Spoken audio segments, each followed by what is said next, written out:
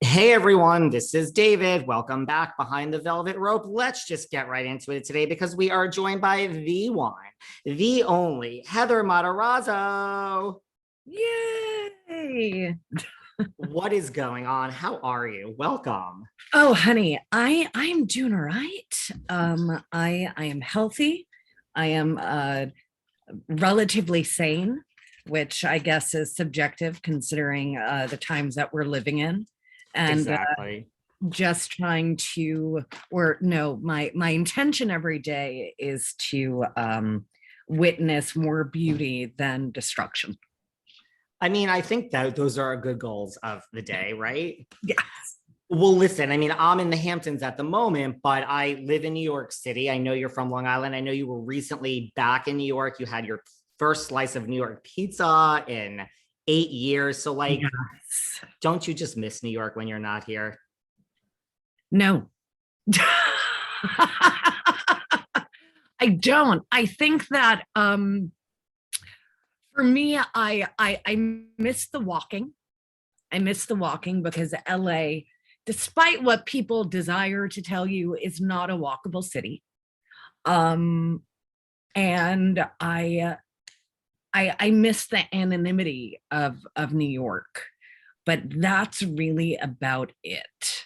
I'm in the phase of my life, the chapter of my life where I just want to essentially become like a hobbit and live in the woods and go off and do movies when asked, and otherwise just create a sustainable community in nature. I get it. I get it. So, I mean, maybe one day you won't even live in LA. I mean, that is where my mind and heart are starting to go. Well, listen, you have been in the business forever. I know you started like at a very young age. I mean, was that like a conscious decision? Did it kind of find you? Did your parents say, "Hey, guess what? This is what you're going to do today"? Oh no, absolutely not. They did not do that. I think it was a marriage of uh, it finding me and me finding it at the perfect time. And I feel that if it had gone any other way, you and I would not be talking right now. But also maybe, who knows? Uh, you know, I it's very strange and interesting, I think, when someone so young knows exactly what they desire to do, and my soul was just screaming to create and express, and it I didn't have a concept of what movie stars were, and so that wasn't my intention. My intention was, oh, I want to express myself like Betty Davis. Oh, I want to express myself like Judy Garland or Thelma Ritter, um, and be able to uh, sink into the tapestry of story. And obviously, back then when I was 7, I didn't have the vocabulary with which to express that desire, except to say, I want to do this. Wow. Did you ever want to do anything else like in those early young years where did you ever waver? No, no, never waver. Wow. Well, your first role was the iconic Welcome to the Dollhouse. How did that come to you? I mean, I was doing a play at Jiva Theater in Rochester, New York. I was doing The Miracle Worker and playing Helen Keller. And that run had got extended twice. I think it was supposed to end in mid April, and we ended up going almost until the end of May. I think it was like May 24th. And my then manager was there for closing night, and she said, the day after tomorrow, I have an audition for you to go on for an independent film called Middle Child. And I originally was auditioning to play Dawn Wiener's best friend. And then Todd asked me to stay and read for Dawn. And then I came back and did a callback with him for Dawn, and then I got it. Wow. What was that experience like? Your first film, number one on the call sheet, leading the whole thing. Well, that was my first feature. The first film I ever did, I was 7, and it was called A Children's Story, which was an NYU short film that ended up winning,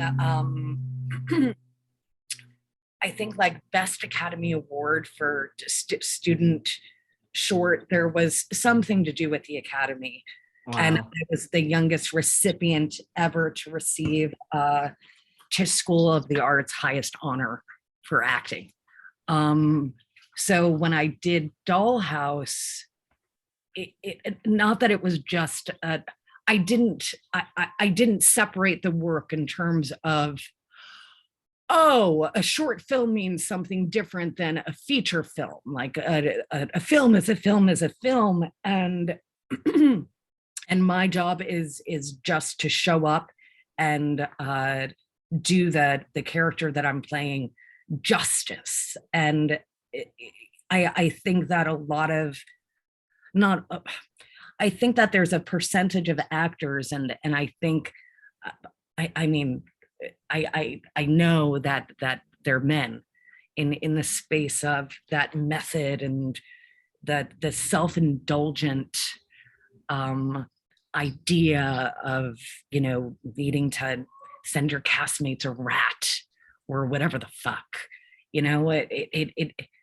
None of that was in my consciousness. It was just, oh, this is now the character that I'm getting to play, and oh, this is the emotional sea that I'm in right now, and that's it. It Right. was very simple. It's not making movies in it's as simple as it is difficult. Wow. I've never heard it put like that. So there's going to be no dead rat set for anyone that works alongside you, Heather. No, because I'm not screaming with insecurity. Right. I'm secure in my work. I'm secure in a director and a producer's like, yep, she's the one, she's right. So that says to me, okay, then you know what I can do, and all I need to do is show up. Right. When the movie came out and it was so, critically acclaimed, and, it was the Sundance darling and won awards, and like you won an award for your, like, were you shocked? I mean, like you said, like, are you in the work? Like, do you not think about, wow, this one's great, this is something? I had no idea. I had no idea. I didn't really even know about Sundance because I was 11 when I did Dollhouse, and I think that it's easy for people to forget that at that time there was no social media, there was none of this stuff, Yeah. So any information you wanted to get, you would have to go to the fucking library, or Barnes and Noble. So I wasn't aware of the impact that film had made, and I feel the first inkling of understanding the splash that I had encountered was being at an airport after Dollhouse came out, and I think about 13, and a grown woman came up to me, and she was wearing glasses, and she had tears streaming down her face, and was telling me how my performance changed her life. And here's the thing, that kind of compliment and that kind of confession to anyone can feel overwhelming. But as a 13-year-old child that is just in the relatively beginning stages of learning about the impact that oneself can make, it was very difficult to receive, because I just knew the space of, I'm showing up and I'm doing my work, and people seem very happy with it, but I didn't connect that with the emotional connotation that people would be getting from watching said work. Right. That makes sense. I mean, you were 13. That's a lot to process.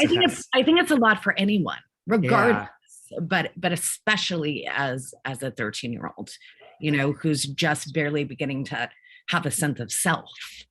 right. The brain is very malleable and plastic, and who am I, and who am I in this, and what does this mean, and how does this reflect, and does this change anything? I'm historically, I've learned to mask my introversion enough to be quote unquote somewhat personable.